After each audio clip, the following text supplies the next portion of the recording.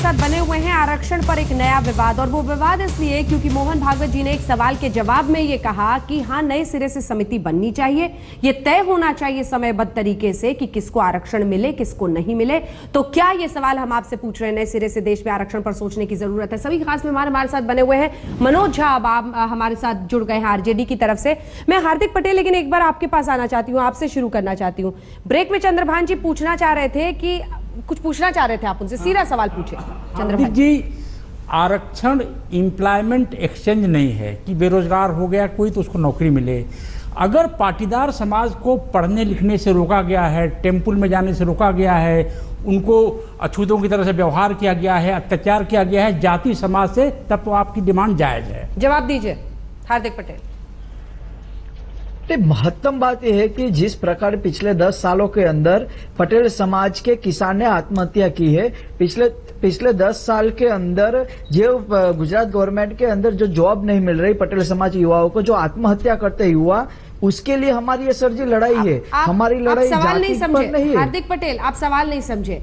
एक तो बेरोजगारी जाति पूछकर नहीं है। इस देश में जो उच्च जाति जिन्हें कहा जाता है, ब्राह्मण या जो भी जितने आप कह लीजिए, उनमें भी उतनी ही बेरोजगारी है। सबको ठीक है, तो फिर देश में क्या 100% आरक्षण कर दे, क्या कर दे, कौन कहां जाएगा? जरा आप मतलब आप युवा हैं, जरा सोच समझकर बात कीजिए।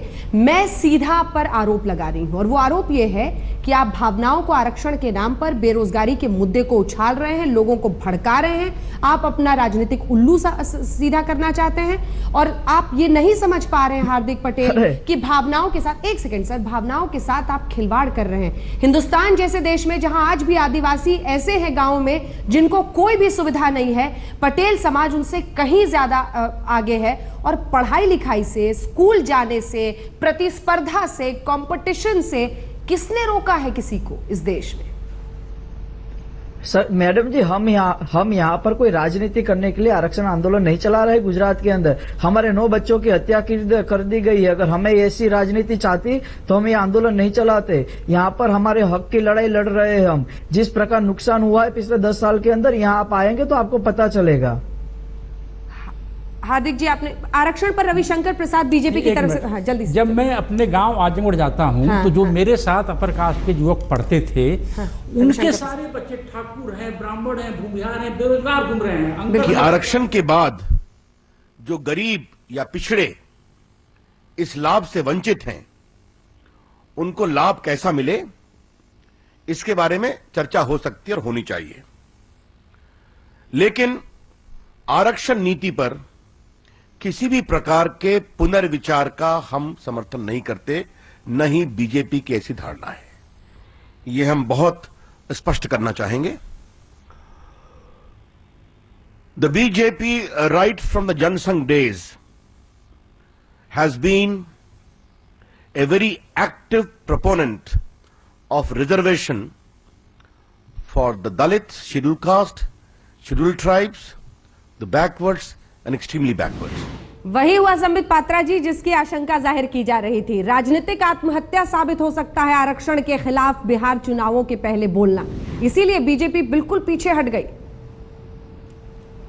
नहीं, बीजेपी ने वही कहा, मैंने आपको थोड़ी देर पहले यही कहा था कि किसी प्रकार का भी बयानबाजी वर्तमान आरक्षण पॉलिसी पे नहीं था, और बल्कि अंत्योदय, अंतिम पंक्ति पे खड़े गरीब व्यक्ति को भी, अंतिम व्यक्ति पे खड़े पिछड़े व्यक्ति को भी, अंतिम पायदान पे खड़े महादलित को भी कैसे और आगे बढ़ाया जा सकता है, इसकी चिंता की जा रही थी। और देखिए, जहां तक संघ का सवाल है, पूरे विश्व में सामाजिक समरसता का उच्चतम और उच्च कोटि का उदाहरण कहीं प्राप्त होगा तो आपको संघ में प्राप्त होगा। इसलिए यह कहना कि किसी प्रकार का भी रिजर्वेशन के खिलाफ विचार था भारतीय जनता पार्टी का, यह सरासर राजनीति का विषय है। लालू प्रसाद यादव जिनके पास डेवलपमेंट का एजेंडा तो है नहीं, तो स्वाभाविक रूप से वो तिनका ढूंढ रहे हैं और एक गलत तिनके को पकड़कर राजनीति करने का प्रयास कर रहे थे। मनोज झा जी, यादव जी पुनः मनोज झा जी जुड़ गए हैं, आपका जवाब देना चाहते हैं। मनोज झा जी।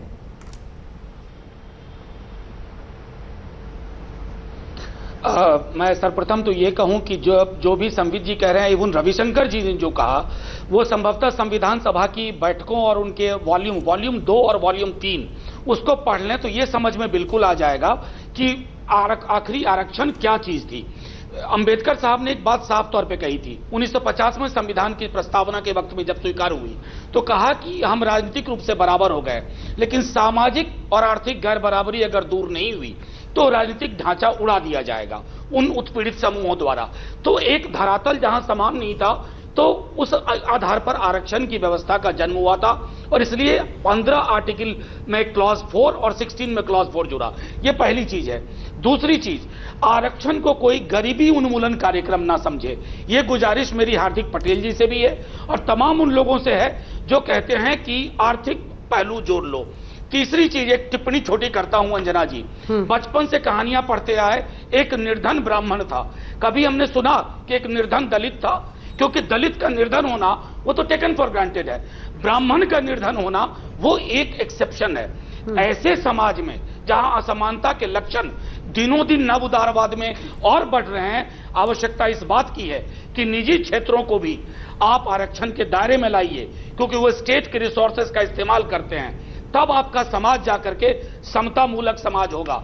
अन्यथा आप 2 समृद्धि के टापू बनाएंगे, नहीं, 1000 किलोमीटर लंबे समंदर में। और मनोज जी मेरा सवाल आपसे सीधा है कि आप तो समानता चाहते ही नहीं हैं और भाजपा अलग जुबान बोल रहे हैं। मनोज जी मेरा तो सवाल आपसे है कि आप समानता चाहते नहीं, आपको सूट करता है राजनीतिक रूप से। सिर्फ एक मेरा एक कहना है, जो ओबीसी लिस्ट में जो जातियां समाज में की तरह से व्यवहार करती हैं दलितों के साथ, अपनी बात खत्म करूं, वो आरक्षण के हकदार कैसे बन जाएंगे? अपनी बात खत्म नहीं, करूं। आपसे चंद्रभान जी एक सवाल पूछ रहे हैं, जल्दी से चंद्रभान जी। क्या मैं अपनी बात खत्म नहीं सर, आपकी बात खत्म हो गई है। चंद्रभान जी एक मेरा सवाल ये है कि जो जातियां ओबीसी कैटेगरी में या ओबीसी में आने की छटपटाहट पटीदार लोगों में जो दलितों के साथ ठाकुर की तरह व्यवहार करते हैं, उनको आरक्षण का हक कैसे मिलना चाहिए?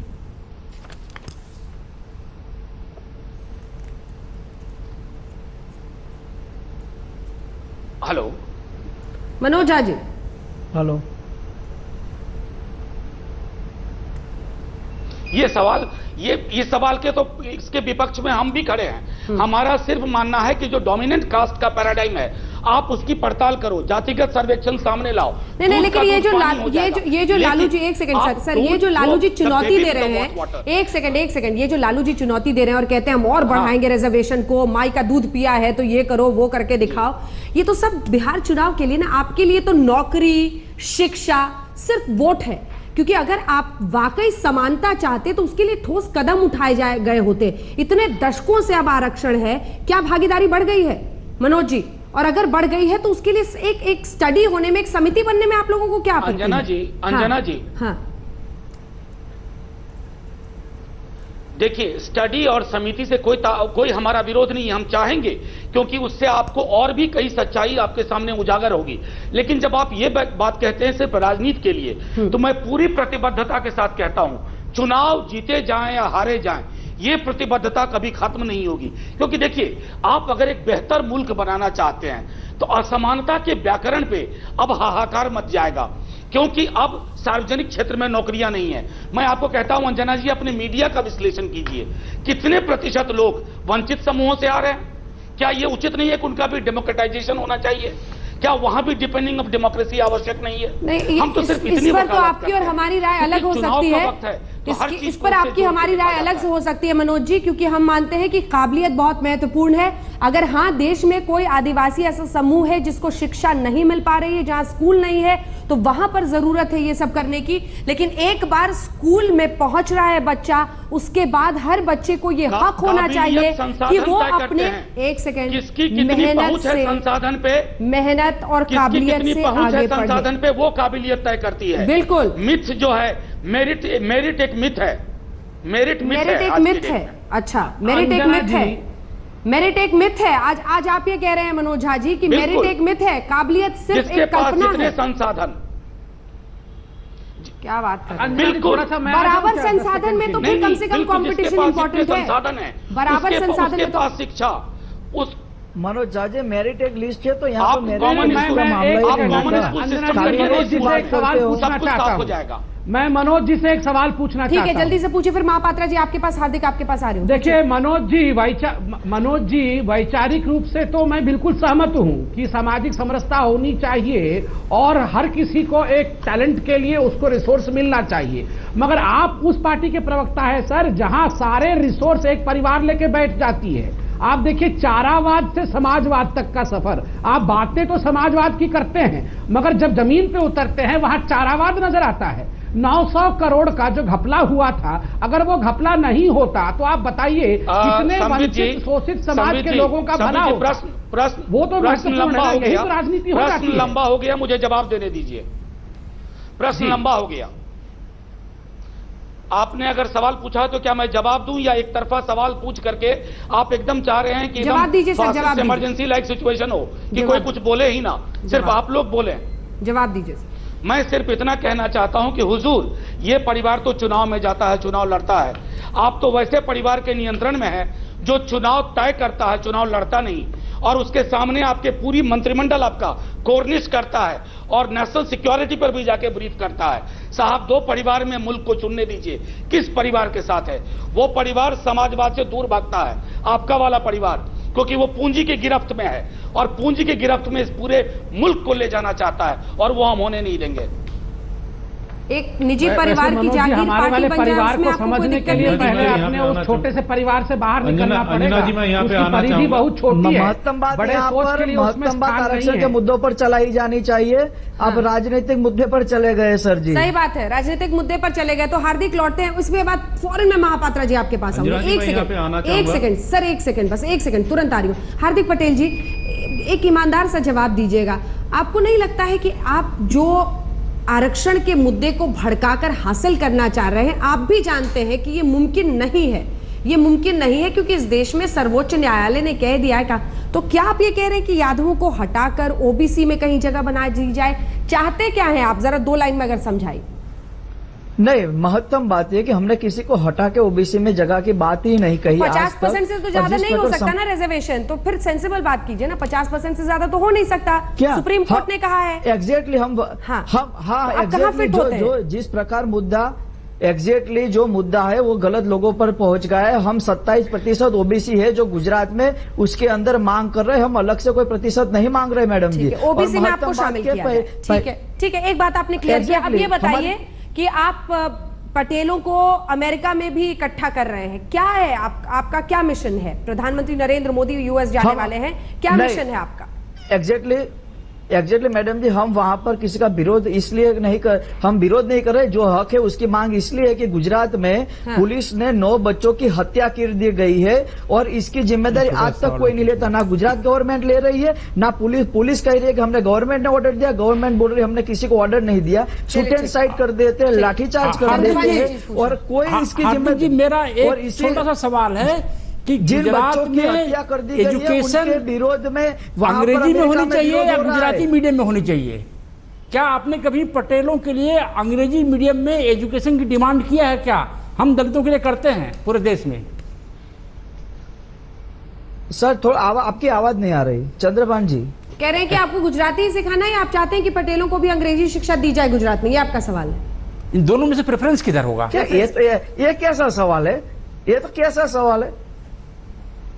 नहीं, वो इसलिए कह रहे हैं कि कंपटीशन के लिए आप इक्विप हो, क्योंकि हिंदुस्तान में अलग अलग भाषाओं में मैं अंग्रेजी इसलिए कह रहा हूं ना कि क्यों? कभी भी ये सवाल क्यों पूछ रहे हैं आप? सर- आपके सवाल पर वो सवाल खड़ा कर रहे हैं, जल्दी से। नहीं, हम ये कह रहे हैं सवाल क्यों कि पूछ रहे हैं? आप ओबीसी के लोग इन्फोसिस में आईटी सेक्टर में आरक्षण की डिमांड क्यों नहीं करते? दलित तो कर रहा है। हाँ। क्योंकि उधर अंग्रेजी बोलनी पड़ती है। तो ये लोग अंग्रेजी भी नहीं सीखेंगे, अंग्रेजी हटाओ आंदोलन भी चलाएंगे और बोलेंगे हमें साइंटिस्ट भी बनना है। बताइए कैसे होगा? एक ब्रेक के बाद जवाब लेंगे, एक ब्रेक के बाद जवाब लेंगे महापात्रा जी, ब्रेक के बाद। लेकिन मैं सबसे पहले आपके पास आऊंगी, फौरन लौटने देखते रहिए आज। महापात्रा जी, आप अपनी बात भी कह लें और साथ ही जो सवाल मनोज झा जी उठाए हैं उसका जवाब जरूर दीजिएगा। वो कह रहे हैं एक ऐसी संस्था जिसका सत्ता से वो कहती है कुछ लेना देना नहीं है, लेकिन क्या नए सिरे से बिहार में जो मंडलवादी राजनीति है उसका काट खोजा जा रहा है संघ की तरफ से? पहले तो मैं मनोज जी के इस प्रश्न पे आऊंगा। मैं ये कहूंगा दुख के साथ कि मनोज जी बहुत पढ़े लिखे हैं, उनके सम्मान करते हैं, लेकिन संघ के बारे में उनकी समझ ठीक नहीं है। दूसरी बात, जहां तक माननीय मोहन भागवत जी की इंटरव्यू की हम बात करें, वो वही बात कर रहे हैं जो मनोज जी ने भी कहा। माननीय भागवत जी ने ये कहा है कि जो कास्ट कोटा है या फिर जो रिजर्वेशंस की बात है वो एक सामाजिक विषय है, ना कि एक पॉलिटिकल विषय है। इसलिए केवल मात्र एक पॉलिटिकल एंगल से सोचना गलत है। तो तीसरी बात और बहुत महत्वपूर्ण बात, मैं आपको अनुरोध करूंगा 2-3 सेकंड मेरे को दीजिएगा। माननीय सुप्रीम कोर्ट ने 1992 से और अभी तक 2006, 2011, 12 तक हमेशा से ये कहा, जब जब भी रिजर्वेशंस के इश्यूज माननीय सुप्रीम कोर्ट के सामने गए कि there has to be revision, there has to be relook, there has to be review, कि जो रिजर्वेशंस आपने प्रोवाइड किया है उसका समाज के प्रति, समाज में किस तरह से उसका इम्पैक्ट हुआ है, क्या पॉजिटिव इम्पैक्ट हुआ है, कितने लोग उससे वंचित हैं और कितने लोग उसके लाभ उठा चुके हैं, ताकि जो वंचित लोग हैं उनको दिया जाए। तो ये एक लार्जर पर्सपेक्टिव में देखना चाहिए। केवल बिहार की राजनीति और बिहार के इलेक्शन को लेकर जो लोग देख रहे हैं, ये एक ऐसा विषय जो एक सामाजिक मुद्दा है, उसके साथ अन्याय कर रहे हैं। चलिए ठीक है। और राजनीतिक आत्महत्या ये पार्टियों के लिए माना भी जाता है चुनाव के पहले, इसलिए हमें समझ में आ रहा था कि परहेज किस तरह से इस टॉपिक से धीरे धीरे सबको होने लगेगा। चलते चलते अंत में मैं आप सबको ए और बी का ऑप्शन दे रही हूं। मैं चाहती हूं कि आप उसका जवाब दें, उसी के साथ इस कार्यक्रम का अंत कर देंगे। प्लीज एक भी वर्ड, शब्द या लाइन एक्स्ट्रा मत भूलिएगा। हार्दिक पटेल, आरक्षण बैसाखी है या सीढ़ी है? क्या आरक्षण बैसाखी है या सीढ़ी है? बैसाखी है। बैसाखी है मतलब कुछ फायदा नहीं होता है, उसको बैसाखी बना लीजिए, काबिलियत की जरूरत नहीं पड़ेगी, मेहनत की जरूरत नहीं पड़ेगी, ऐसा एक बहुत बड़े तबके का मानना है। काबिलियत है या बैसाखी है मनोज झा जी? बैसाखी है या सीढ़ी है? मेरा मानना है कि ये सीढ़ी है। काबिलियत तो सीढ़ी, बैसाखी है सीढ़ी? आरक्षण एक सीढ़ी है, इसीलिए चंद्रभान प्रसाद के बच्चों को आरक्षण की जरूरत नहीं पड़ेगी। आरक्षण ने हमें इतना बलवान बनाया है, हम सीढ़ी का इस्तेमाल किए। संबित पात्रा जी, बैसाखी सीढ़ी? नहीं, वो तो सीढ़ी है, इसमें कोई दो मत नहीं है, मगर कुछ नेता लालू प्रसाद यादव जैसे हैं जो सीढ़ी हटा के बैसाखी देखकर उस पर राजनीति करने का प्रयास कर रहे हैं। उनसे सावधान रहने की आवश्यकता है। देखते रहिए आज तक। संबित जी